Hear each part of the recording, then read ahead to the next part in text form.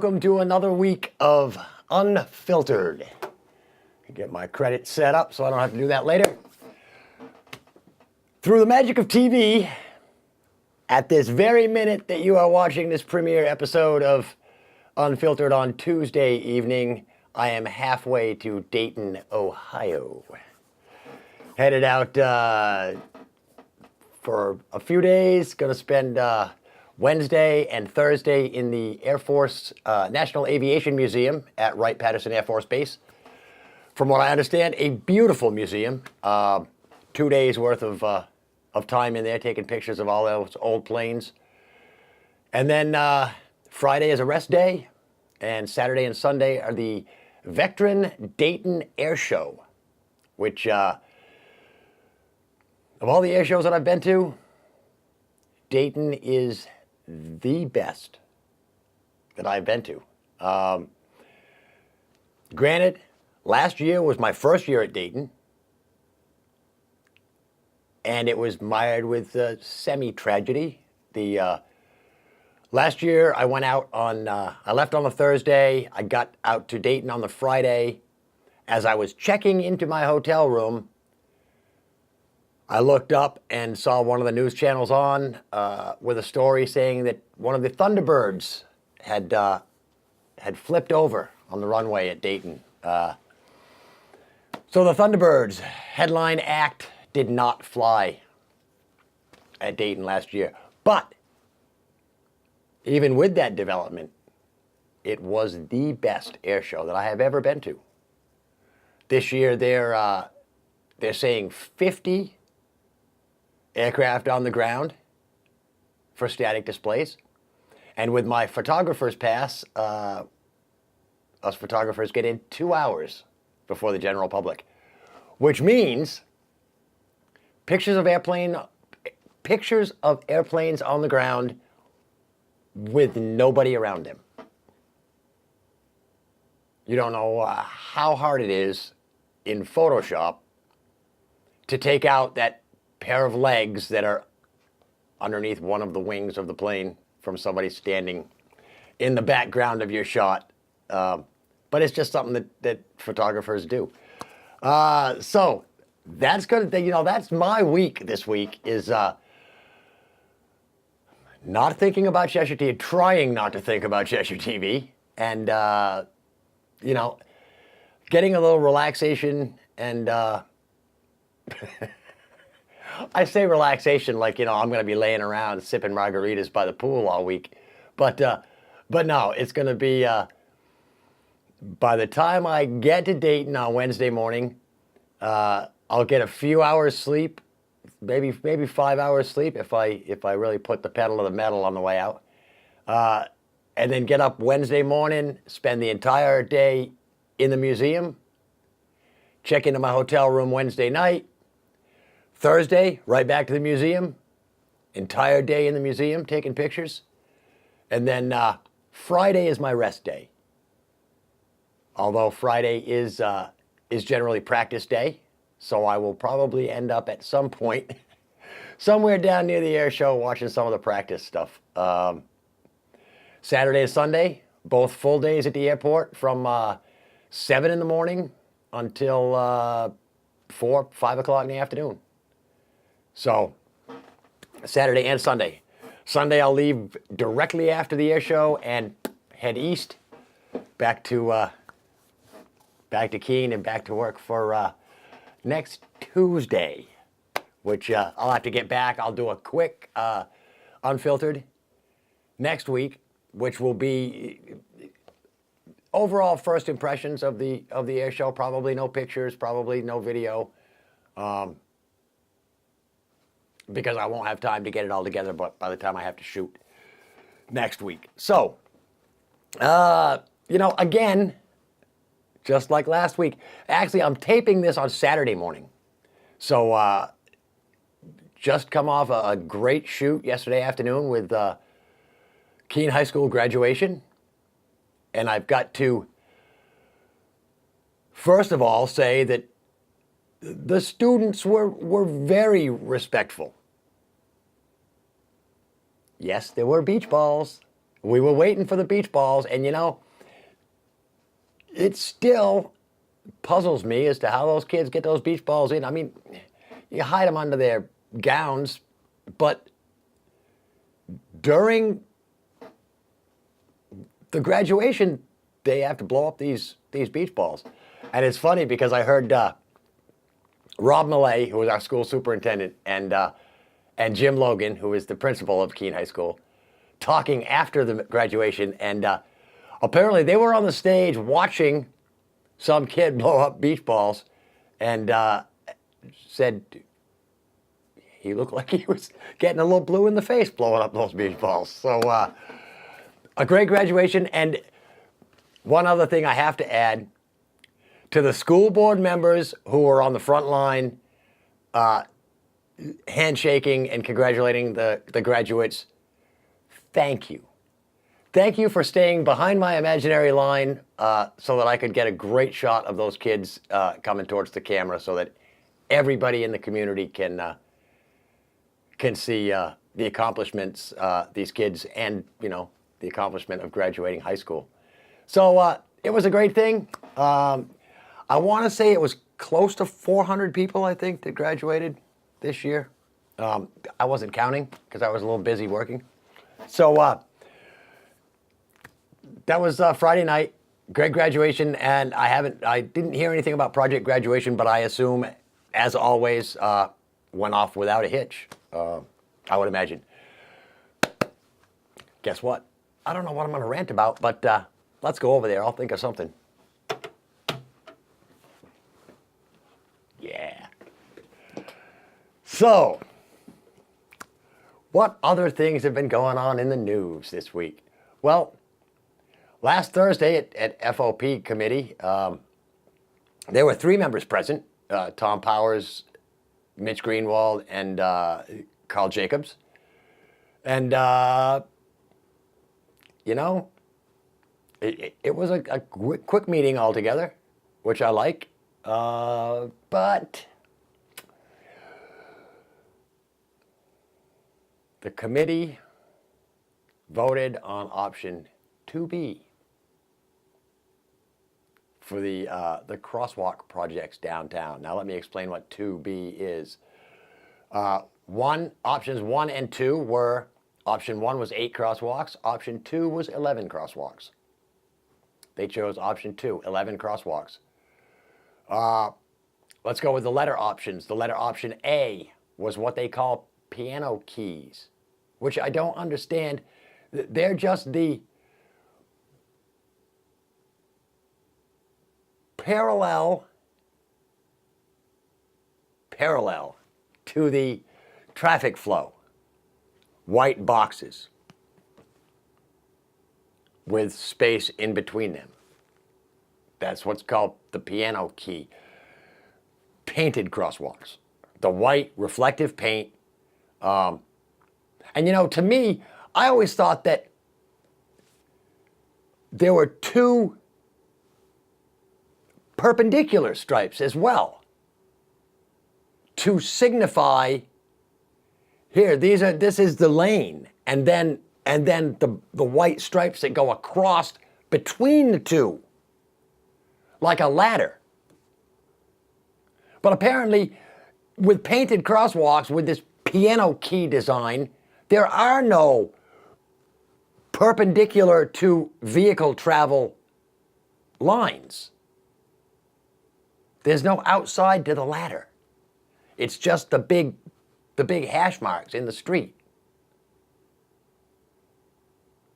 Now, to me, it seems like it would be safer if you put those, you know, the sides on the crosswalk.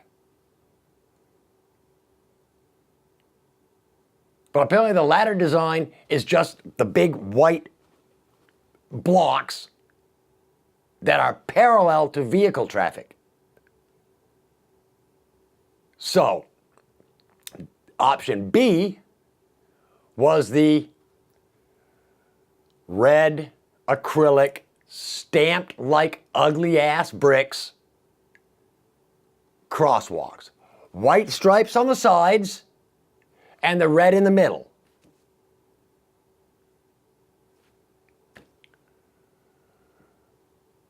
That was option B. And that was what they chose. You know, the problem with the painted crosswalks is that they have to repaint them. Here's an idea I had. Why can't we make that ladder design, the two sides with the blocks that go across in between them, in white?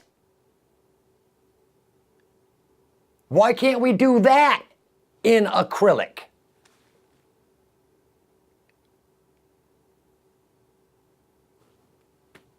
Yeah. I don't walk with a walker, or I don't use a wheelchair, but I would imagine that those stamped in brick crosswalks are tough to negotiate with somebody pushing a walker or somebody in a wheelchair because of the little bumps. Sidewalks should be smooth. Crosswalks should be smooth. Granted, there's nothing funnier than to watch a woman in high heels get one of them heels stuck in one of them little cracks. Nothing funnier than that. But that's not safe.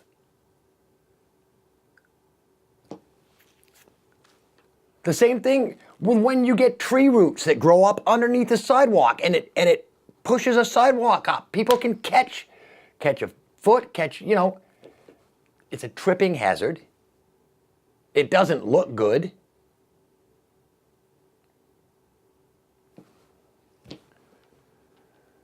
So, my idea is, and I hope that some of you city councilors may watch this before this goes to vote for city council on Thursday night. Because this comes up for a full council vote on Thursday night. So all of you people that don't think the city should spend $100,000 on crosswalks,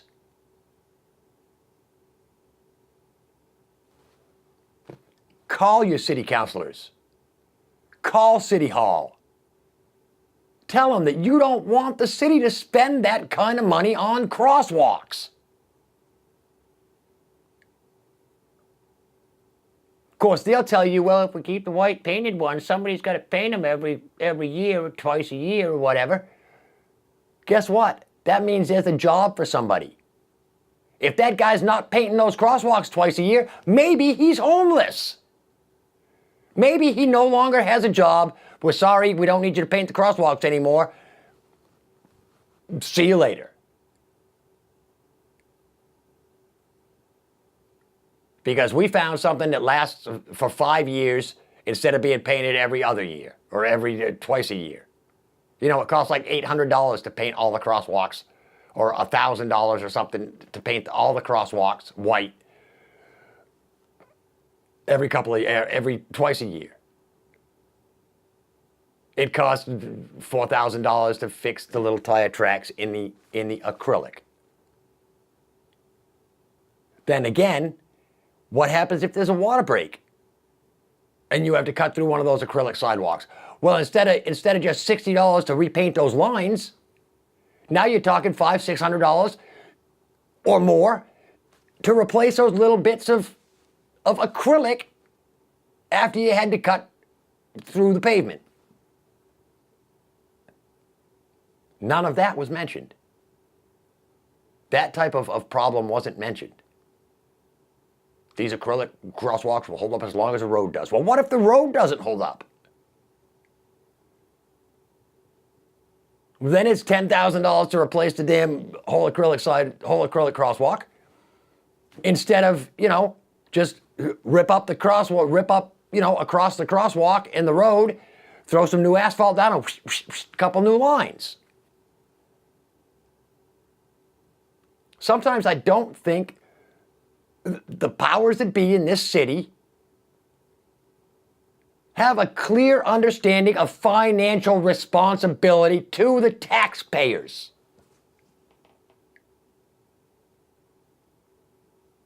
I'll tell you right now, half the city of Keene doesn't go downtown because we can't afford to buy crap down there.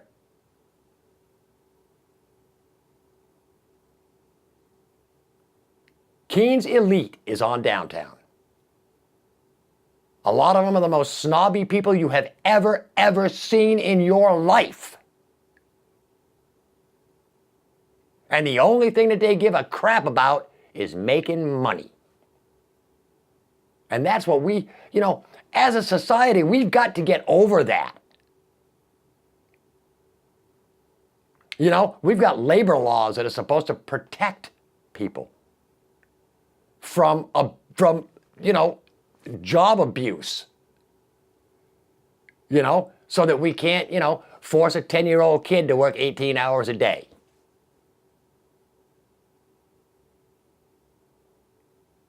Then again, if you're making $30 an hour, who's going to complain about working 16, 18 hours a day at 30, 40, 50 bucks an hour? And as far as minimum wage goes, don't you think that should be up to the worker to decide how much he is willing to work, he or she, I'm sorry, I forget the whole political correctness crap once in a while. Don't you think that the worker should decide what their time is worth? I mean, hell, if I feel like working for somebody for $5 an hour, there shouldn't be a law saying that whoever's going to hire me has to pay me $15 an hour. That's what competition's about, I'll do a better job for less than the other guy.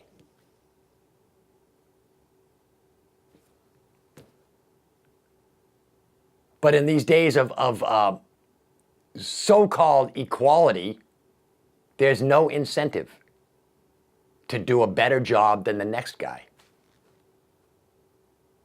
Because if you both start working on the same day for the same company, you will both probably get the same raises regardless of what you do. One guy can come to work and sleep all day. The other guy can come to work and do his job and the sleeping guy's job, and still the guy that sleeps makes the same amount of money as the guy that does work for both of them.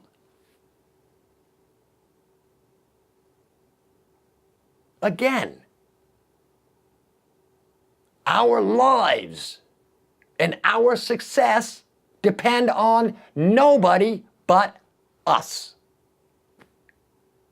You make the choice. Just like I did. I've worked a ton of jobs since I became work eligible. I've done a little bit of everything. I've worked in wood shops. I've worked on construction crews. I've worked in shops behind machines. I've delivered pizza. I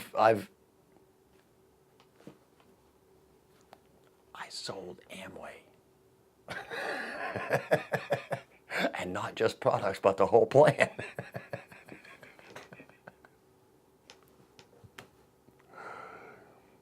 I tried. Guess what? I wasn't cut out for that. I wanted to get rich like all them other Amway people, but I didn't have the ambition to do that. So guess what? In the end, I found Cheshire TV, which, as far as TV goes, it's not even on the scale of TV stuff. I work for a non-profit organization. Cheshire TV is a 503C, I think is what it is, non-profit organization, which means I will never get rich. I will never make $250,000 a year. But that's my choice. I can't just start screaming, I want $250,000 a year and get it, because the money's not there.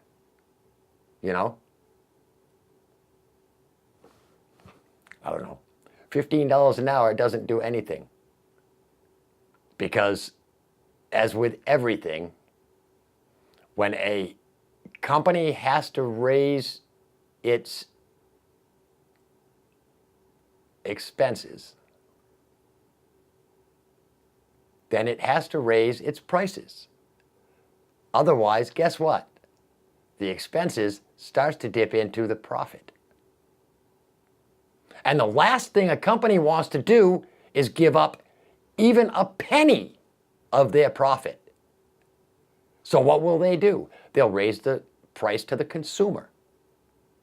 So even though you make $15 an hour now, you're paying $2 a loaf more for bread because the bread people have to pay all their employees $15 an hour instead of $10 an hour. So guess where that extra money's coming from? It's not coming out of profit.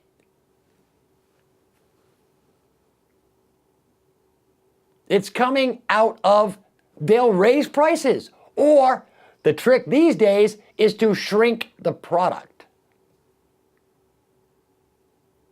That's right. Notice your candy bars. You know, notice the top of the Kit Kat bars. You know where they carve in the word Kit Kat? Those letters are a little bit bigger now that are carved into the top of that chocolate. Why? Because it saves chocolate. That's right. Shampoo bottles are well, I mean, let's say it started back in the 70s, 80s maybe, when, you know, the metric system. That's what that did. That didn't gain us anything. All that meant was that people who used to sell quarts of soda, 32 ounces of soda for 99 cents, now sell whatever a liter is, 30.4 ounces for 99 cents. Guess what? They just raised the price. You didn't even notice because you probably didn't realize that, you know, this is 4.5 ounces less than a quart, but I'm still paying the same amount of money. They do it with shampoo. They do it with food. Sugar. Sugar's one of the biggest ones. You know, it was just recently that it dawned on me, wait a minute, I don't buy 5-pound bags of sugar anymore like I used to. All the bags that you grab in the store now aren't 5 pounds, they're 4 pounds. So I'm paying for 5 pounds worth of sugar and only getting 4 pounds. That's right. They shrink the size of the products, sell them for the same, because they think that we are too stupid to realize.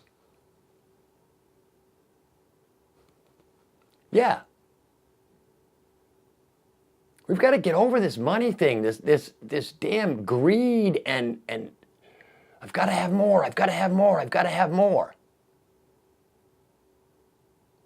You know, one of the biggest things, I always thought that, you know, communism would be kind of cool.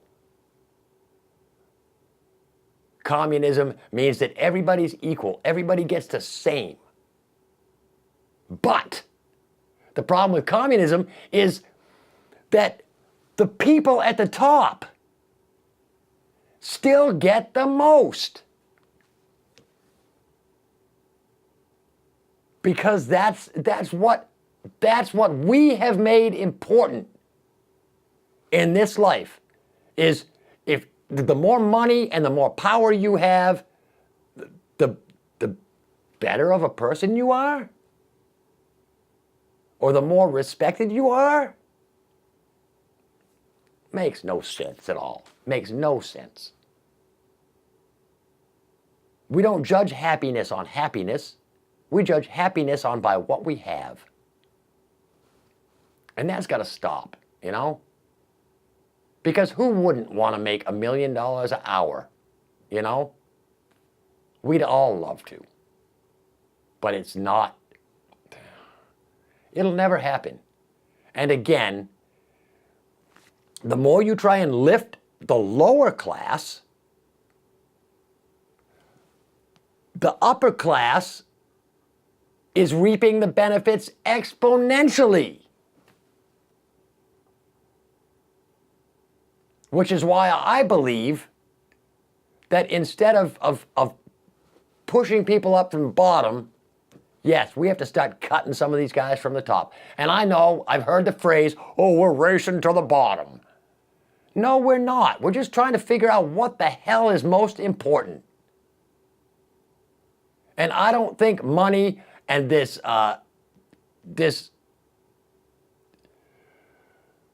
rich guy, poor guy divide is helping anything at all with equality.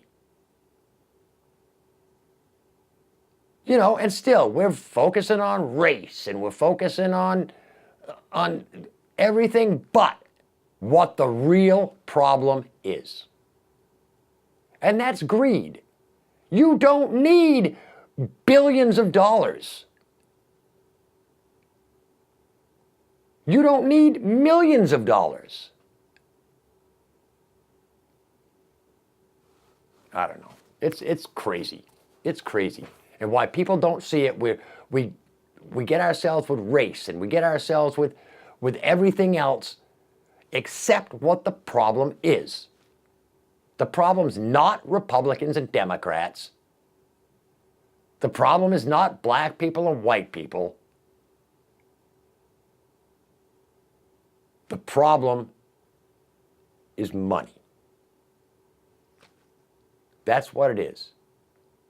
Because rich people will always treat the less fortunate as second-class citizens. Exactly. Well, my time's almost up. Let's go back over here and get ready to wrap this show up. I've got some other work I have to get done here at Cheshire TV before